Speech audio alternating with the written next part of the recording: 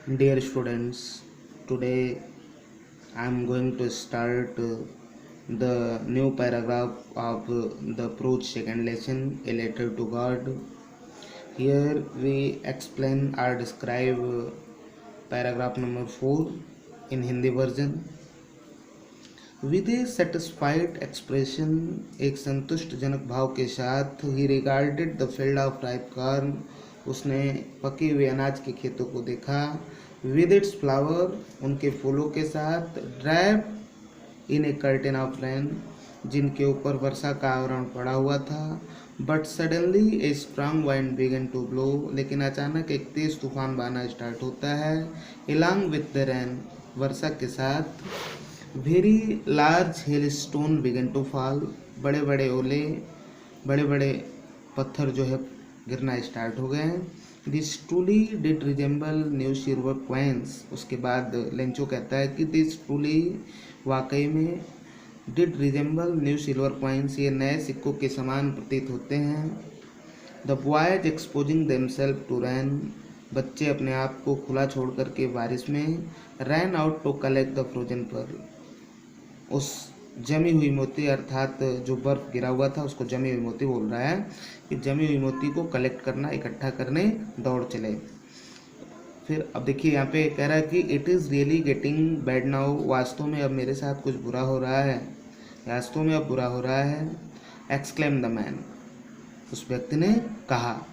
I hope it passes quickly, मैं आशा करता हूँ कि यह जल्दी समाप्त हो जाए, अर्थात कह रहा है कि आई होप, मैं आशा करता हूँ कि इट पासेस क्विकली, यह जल्द समाप्त हो जाता है, यह जल्द समाप्त हो जाएगा। It did not pass quickly, लेकिन यह देर अर्थात जल्द समाप्त नहीं हुआ, यानी कि देर तक चला वो बारिश। फॉर एन आवर, लगभग कह रहा है कि फॉर एन आवर, 1 घंटों तक। The hail ran on the house, यहाँ तक कि जो बारिश का पानी था, जो हेल था अर्थात जो बर्फ़ वगैरह गिरे हुए थे, वो सब जो है घरों के अंदर तक प्रवेश कर गए थे। द गार्डन, और बागीचों में, द हिल साइड, पहाड़ की चोटी की तरफ, द कॉर्नफील्ड, अनाज के खेतों में, ऑन द होल वैली, संपूर्ण घाटी में।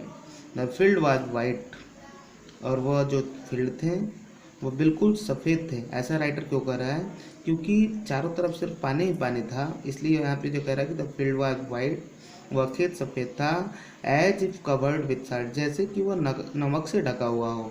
Now a leaf remain on the tree, कह रहा है कि now not a leaf remain on the tree, not a leaf remain on the tree, पेड़ों पर एक भी पत्तियाँ शेष नहीं बची हुई थी, क्योंकि हवा तेज था ना, इस वजह से। The corn was totally destroyed, और वह जितने भी फसल थे, जो भी अनाज थे, सारे के सारे जो है डिस्ट्रॉयड अर्थात नष्ट और बर्बाद हो गए थे। The flower were gone from plants, फूल जो है पौधे से चले गए थे। Lencho's soul was filled with sadness, Lencho की आत्मा उदास अर्थात दुख से भर गया, लेंचू की आत्मा दुख से भर गया था। When the storm had passed, जब तूफान समाप्त हो गया था, he stood in the middle of the field, वह खेत के बीच में खड़ा हुआ, and said to his sons, और अपने बेटे से कहा।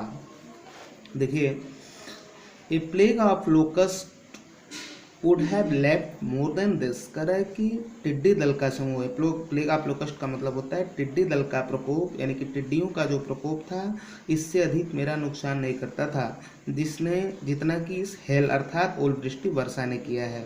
The hell has left nothing, इस ओलावृष्टि ने, इस बारिश ने कुछ नहीं छोड़ा है। This year we will have no corn, इस वर्ष हमारे पास कोई अनाज नहीं होगा। This year we will have no corn, हमारे पास कोई अनाज नहीं होगा। That night was a sorrowful one, वह रात्रि एक दुखदाई पूर्ण थी। All our work for nothing, हमारे सभी कार्यों के बदले में कुछ नहीं। There is no one who can help us, कह रहा है कि कोई ऐसा नहीं है, there is no one who can help us, जो हमारी मदद कर सकता है। We will all go hungry this year, हम सभी लोग इस वर्ष भूखे रहेंगे। But in the heart of all, लेकिन उन सभी के हृदय में, all who lived in this solitary house, जो उस एकांत घरों में अर्थात उस एकांत घर में रहते थे, इन the middle of the valley, घाटी के मध्य में।